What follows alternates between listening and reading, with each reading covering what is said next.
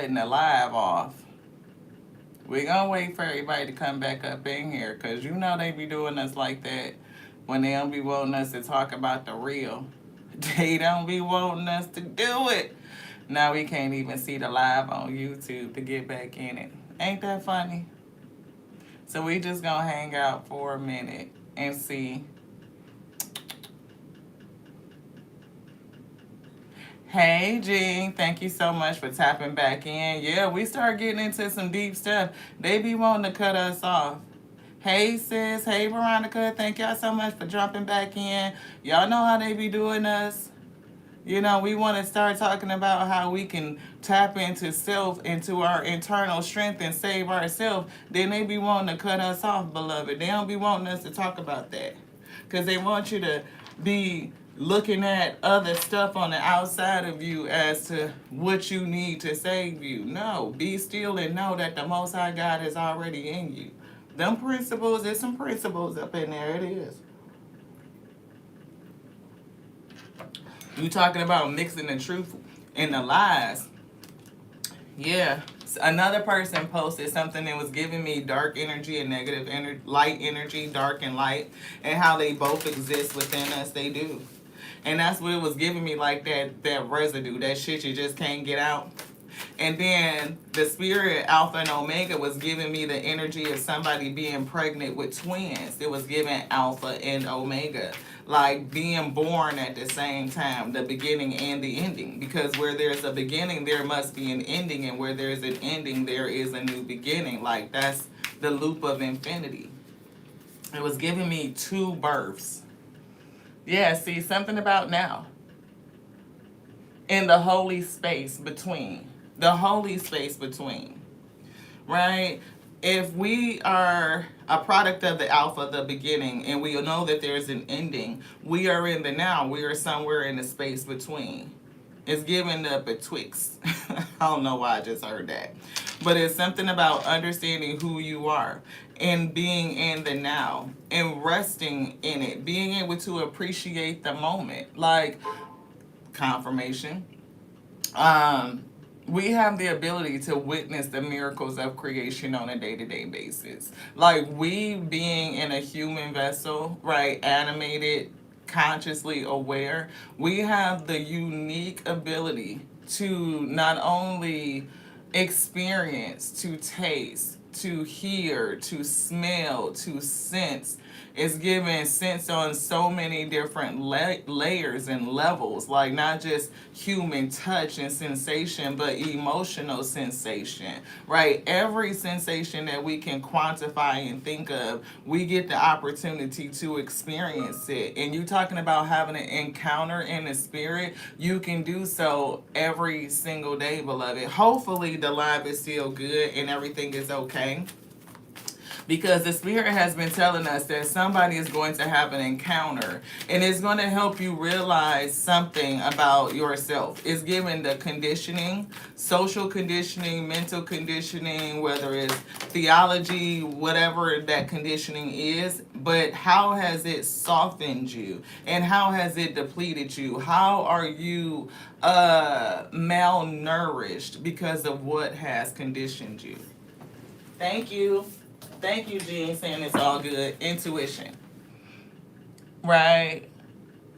And ooh, this says God finds a way. And two of the songs that they had us play today was Waymaker and the You Made the Way. So it's like the Most High God is always making the way. It knows the way, it's taking you in the right way, and every way leads home, Ashe. There's truly no wrong way to get to where you're going. Change me, divine beloved, into one who can offer all major decisions to you. Let me trust you're always guiding me in the right direction. May I always remember that if something is meant to be, out of no way, God finds a way for thee.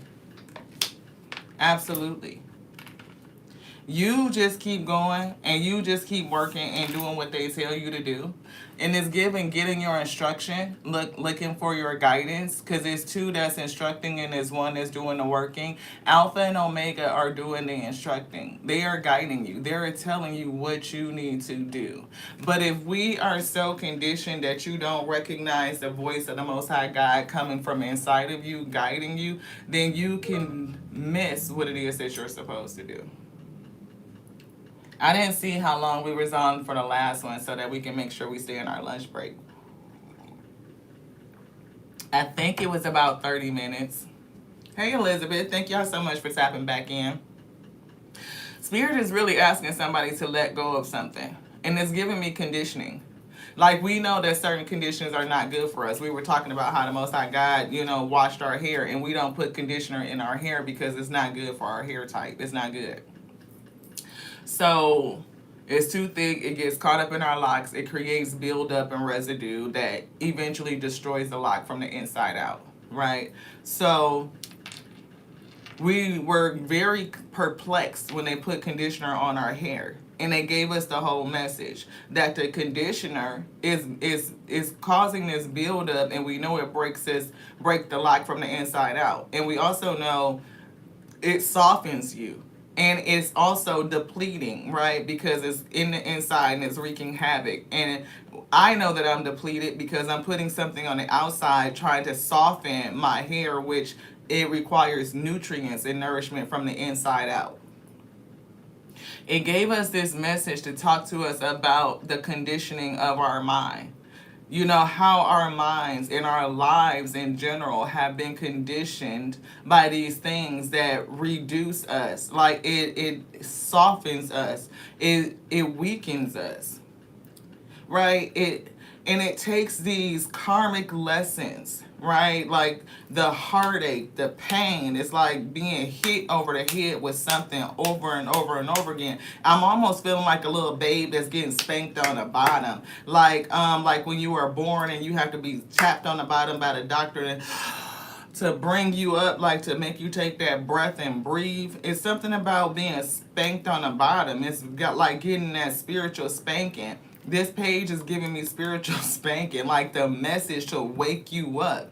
It shock you. This tower is in reverse. It's like to shock you awake and to get into the now and what the true work is. Like how you should be working, how you should be collaborating with your spirit, like with the Alpha and the Omega.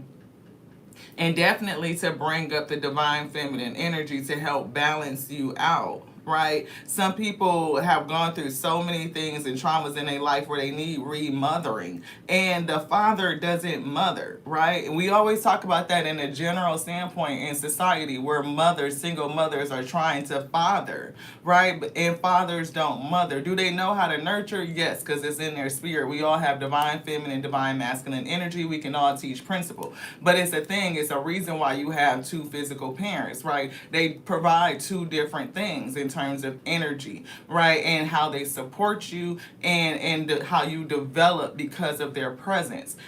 For women or people who have not had a father, Omega can refather you. If you feel like you didn't have that mother energy, Alpha can remother you. It's giving you a different sense of comfort in nurturing, right? And even helping you understand your calling.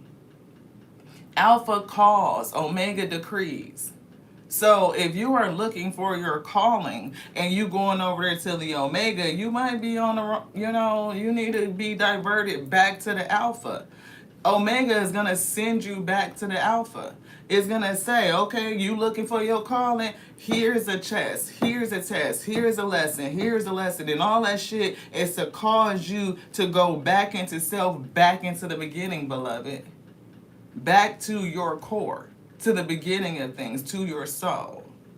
I hope that's making sense for somebody. Because sometimes we don't understand, why is this happening to me? Why is this happening to me? I'm praying to be released. I'm praying to be free. And you're on the process of being free, but you don't understand that freedom means that you got to go back to the beginning. You got to go back to the Alpha and find out, what is my calling? What did you call over my life?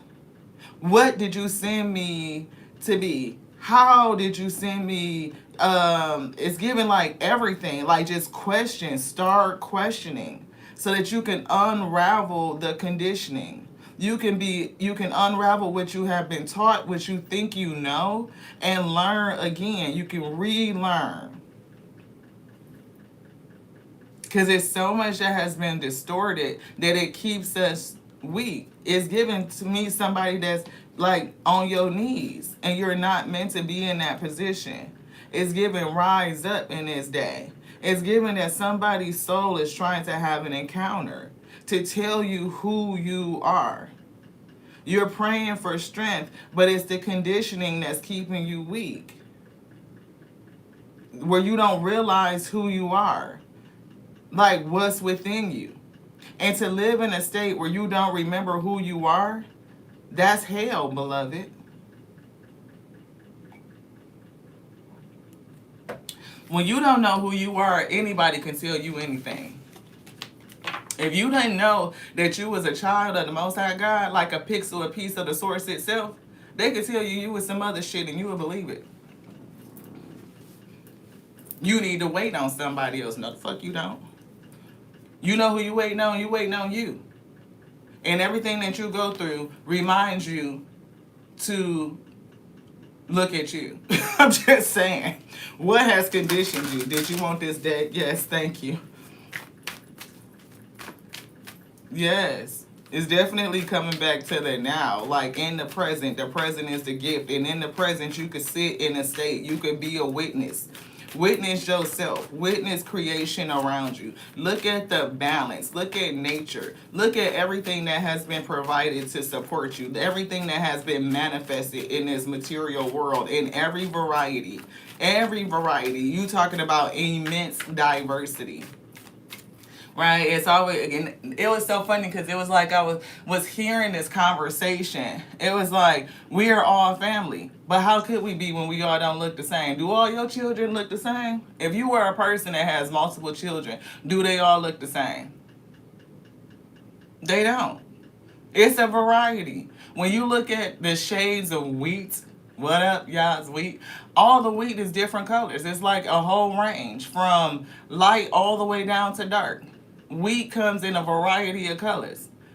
Creation is incredibly diverse, and all of it belongs unto the Most High God. Why do you think you wouldn't too? You know what I mean? Like, it's so weird. Why do you think that it matters what you look like or what you're doing for the Most High God to use you? Yeah, see, every variety. 7 cups, absolutely. 70%. Oh, look, that's 777 coming through. Okay? Every variety. And it gives me, like, the things that people do to keep you separated, right? Right? And all family don't get along. Think about that. How many brothers and sisters you got that you don't get along with? Cousins, aunties. You know it's always some family drama, it's some family tea. We all family. Just in every variety. And everybody ain't gonna like everybody. But just like family, we love each other. I don't have to like you. I don't have to deal with you. I don't have to associate with you. But I love you. And that's the message. Love. Why? Because who am I? We are all love. We are light on voluntary escape. Love is you.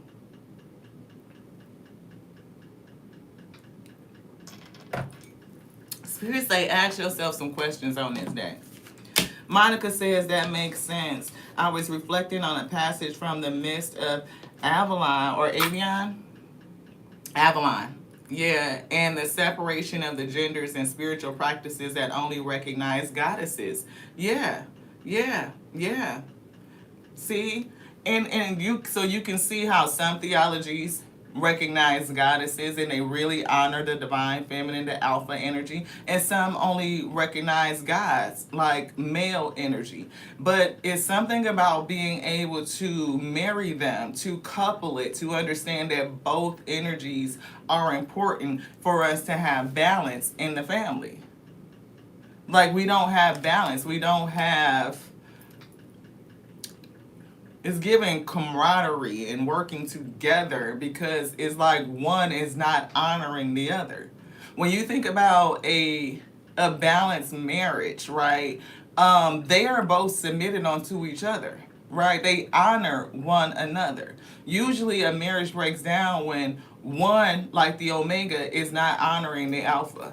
Right? It's like, oh, alpha, the divine feminine, is only supposed to be my helpmeet when she's the birther of all things. She's birthing your legacy. She's birthing the home, right? You bought a house or provided the house because she called you and said, hey, I want a house, and you provided it, but she creates the home. She's going to magnify it. So if you don't honor that, then she feels a kind of way, right? The balance in the relationship falls away. If she's not honoring or asking or, what do you do? I'm hearing the word calling. So that could be a part of the energy. Because it's definitely like the beginning creates the ending, and the ending definitely creates a new beginning. They honor each other. It's balance here, and we are everything in between their hands. So we are always in the middle. Yes. I hope that makes sense to somebody because that's what we getting. Release. See? Harmony. I move in harmony. We just spent all that time talking about getting to harmony, and I could feel the challenge because it's like, even it was something about her voice and I was feeling like her calling out, but it's like something where I couldn't understand whether it was like just her calling or her speaking, her asking, requesting. Something about that, I'm feeling a block, like a hard line. It's almost like a diminished voice, like she's not allowed to speak. There's no honor being given. Not, at least not in this society. So anywho, I move in harmony. Change me, divine beloved, into one who can easily release all that's ready to go. Let me move in harmony with your natural cycles. And we definitely talked about natural cycles, like in nature, when we observe it, we can see, those different examples. Shit, not every mother's in nature, do they? Some of them they birth them and then they go on and do their own thing. That shit fucking happens. Right, baby gotta hatch out and come out and figure this shit out. Like, but what do? They go in they self and they lean on their instinct. For some reason, they naturally know what to do. Sometimes they make it past the predators and they get, and they get to grow up and have a full life. And sometimes they don't. It's just like they left out there to the world. And that shit happens. It's like a lot of times we can answer so many questions through the art of observation. I know it's weird, but it's like, yeah, some mothering species don't mother. There's seahorses. The fathers carry the babies. You know what I'm saying? It's like anything and everything pretty much can be represented, but it's still giving me, in the grand scheme of things, that there's harmony and that there's balance, right? There's destruction and then there's recreation. There's always life and death. Like, all of it is present. So it's really giving me, like, we are conditioned to think the Most High God is all of this. It's just this one thing. But it's not. It's everything. It's everything. Everything that we can observe in this world is a representation of the Most High God itself. And when you can observe, you can witness, you can start to even see yourself. You can identify you in this grand scheme by looking at what other things do. Just saying. So we're going to get another message. I hope this was helpful to somebody on this day, just to think, what would happen if you didn't try to control everything? If you didn't try to control your future, what would happen? If you were able to release the conditioning that's actually weakening and depleting you, what would happen? If you could look at every lesson and every test as an opportunity to return back to you and discover more things about you, what would you do? How would you feel about that? If you could see every test as an opportunity to strengthen you, if you could release it, give that shit up, which is in reverse because somebody hasn't let go. If you could release it, you can give that shit up. How do you see yourself being strengthened because you were able to let it go? You were able to release it, move into harmony. You could lean into your intuition. You can give from yourself and do it generously, understanding that you are abundant love. Who am I? You are abundant love. And you can live in the now, in the present, the space between the beginning and the ending. It's like being able to work with the spirit. This tower in reverse is giving personal transformation. Somebody could be afraid of change, right? But it's like I'm getting the you let it go and you realize who you are within, right? Like, yeah, it could be stormy, it could be scary as you really understand yourself, but it's like, yeah, trust. And it's number 7. Look at that. Look at that, Veronica. You mentioned the number 7. It's giving trust. In love, there must be trust. Without trust, there is no love. Jealousy is an illness of the mind and heart. And we were getting that so many people operate from mental illness. And it's not because you are like clinically diagnosed, but it's given like we all operate in the sense of a delusion. It's a shared delusion. It's an illusionary world. We define it with our mind, right? And if your mind is heavily conditioned or brainwashed by, others who want to distort or mix up the truth of things, turn you against yourself, turn you against the natural order of things. You have to be brainwashed from a very young age in order for us to believe some of the things that we believe. And oftentimes we question as a child and the questions don't get answered and they just tell us we have to trust it, we have to believe it just because on faith. Why? Because they don't have an answer for it. They can't answer for what's not true. The truth shows itself approved. You can always go through and find the truth. Me sitting in a childlike spirit is what caused me to continue to study and to be diligent, to start to see that, wait a minute, some of this stuff ain't really right. Like, it don't line up.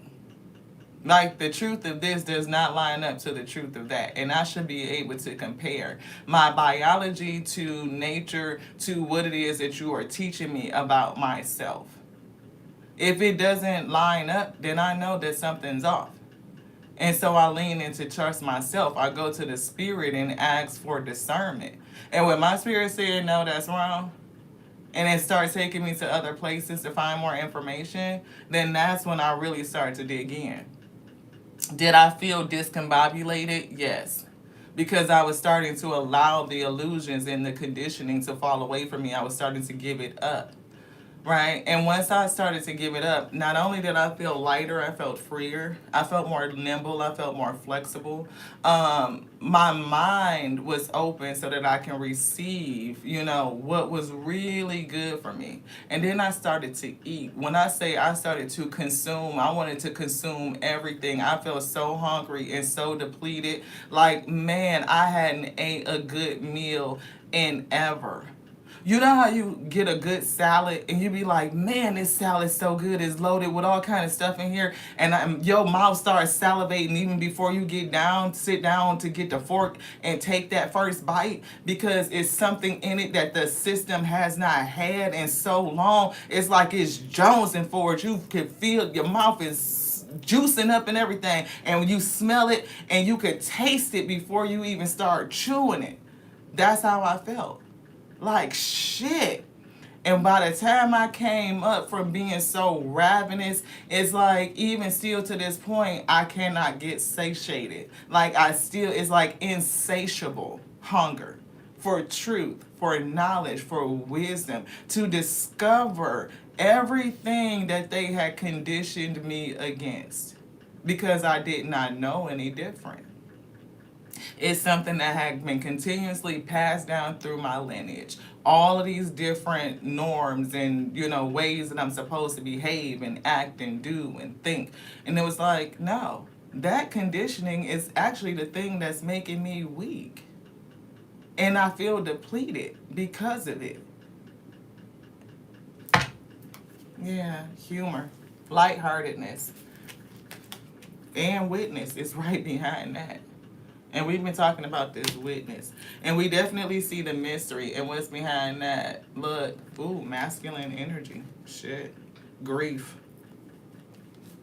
Yeah. Definitely picking up grief. Mystery, masculine, grief, and mystery. So I know, and we see impeccability with your word behind that. Witness, right? Answers to your questions are rarely found in another human or just outside in the world. You can witness the natural world and get answers, but it's like be careful of who you are seeking your answers from. Answer your own questions by reflecting on nature and conversing with your sacred witness, which is your soul. Also, it says, humor, fear, and anger awaken the power of your will in the juxtaposition of realities. As in the primitive positioned in the wilderness of an urban setting, find truth. And we were talking about truth seeking. See how you have chosen your illusions as have others, and seek to feel lighter that holds together your daily dream. Laughter. I don't know why I said lighter, because I definitely saw the word lighter. So maybe you need to lighten up your spirit. It says, seek to feel the laughter that holds together your daily dream. Self-importance blinds you to the source of joy and humor. Awaken the power of your will and find your laughter wholeheartedly. Awaken your sense of humor. Strength. It's definitely something about the power of your will, awakening it, being a witness, right? And asking yourself questions and be conscious of where you get your answers from. A lot of people are still living in the illusion. We choose the illusion. A lot of people choose the illusion because it makes them feel comfortable. To deal with the fact that we have been so heavily conditioned in so many areas of our life, and to begin to let that go, to give it up. People feel all over the place. They feel discombobulated. They don't know how to respond. They don't know who they are. They lose a sense of self. But we have to lose that sense of self, that ego identity, that conditioned person that kept you from being who you were designed to be, right? In order to become that person, that highest version of yourself. So when we start to pray to release me, to free me, to strengthen me, to heal me, the Omega is going to say, okay, now you're ready. You're going to get a test that's going to push you back to the beginning, the alpha, so that you can go into yourself and you can rediscover you. That's the pathway. And the Most High God finds a way. It knows the exact way for you. I thank you so much for being here. It's so much more to say, but we just don't have the time and the now to do it. We got to go on, and I'm sure our lunch break is over. This is separated in two different lives because the first one got cut off. We talking about you returning to you and finding your strength within. And sometimes there's entities that like to play with technology don't necessarily like that. Why? Because we're breaking down the walls. We're pulling down the veil. We are releasing the conditioning that's keeping us weak and soft, beloved, keeping us depleted. So when you start to get that hunger and it's insatiable and nothing that you are feeding yourself is taking care of it, like you just don't feel like you've been fed, you are hungry for truth, for knowledge, so that you can realize yourself, to discover it from within. I'm with you on your journey. Let it begin. To the next now. I love you so much. I do, just like I love me, because that's my capacity. Right? I can't love you any more than that, but it's growing and expanding on a daily. I love you just like I love the Alpha, the beginning, and the Omega, the ending, that made us all to be. Brothers and sisters, we are family. I don't have to wait for my big brother to come back and give me the key. I already got the key. I went down inside of me and found it. I can unlock the door myself, beloved. The Holy Spirit moving. This word, what? Be still and know and watch the Most High God show you. Be a witness to the next now. Ashe. I love you.